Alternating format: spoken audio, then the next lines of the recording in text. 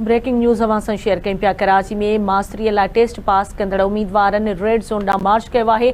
Police red zone ॾांहुं वेंदड़ उम्मीदवारनि खे गिरफ़्तार करे वरितो थाणे ते मुंतक़िल कयो वियो आहे। 150 ॾींहं गुज़रण बावजूदि हुकूमत जो को बि नुमाइंदो ॻाल्हियुनि लाइ नाहे आयो। मुज़ाहिरीन जो इहो चवणु आहे मुसलसल एहतिजाज करे रहिया आहियूं पर हुकूमत नज़रअंदाज करे रही आहे। हिकु भेरो ॿीहर अवां खे आगाह कयूं पिया। अहम ख़बर आहे कराची में मास्तरी लाइ टेस्ट पास कंदड़ उम्मीदवारनि रेड ज़ोन ॾांहुं मार्च कयो। पुलिस रेड ज़ोन ॾांहुं वेंदड़ उम्मीदवारनि खे गिरफ़्तार करे वरितो थाणे ते मुंतक़िल कयो वियो आहे।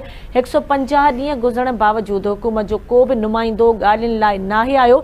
मुज़ाहिरीन जो इहो चवणु आहे मुसलसल एहतिजाज करे रहिया आहियूं पर हुकूमत नज़रअंदाज करे रही आहे।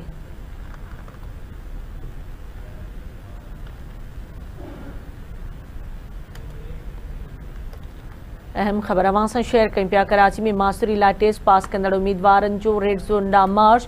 पुलिस रेड ज़ोन ॾांहुं वेंदड़ उम्मीदवारनि खे गिरफ़्तार करे वरितो थाणे ते मुंतक़िल कयो वियो आहे। 150 ॾींहं गुज़रण बावजूदि हुकूमत जो को बि नुमाइंदो ॻाल्हियुनि लाइ नाहे आयो। मुज़ाहिरीन जो इहो चवणु आहे त मुसलसल एहतिजाज करे रहिया आहियूं पर हुकूमत नज़रअंदाज करे रही आहे।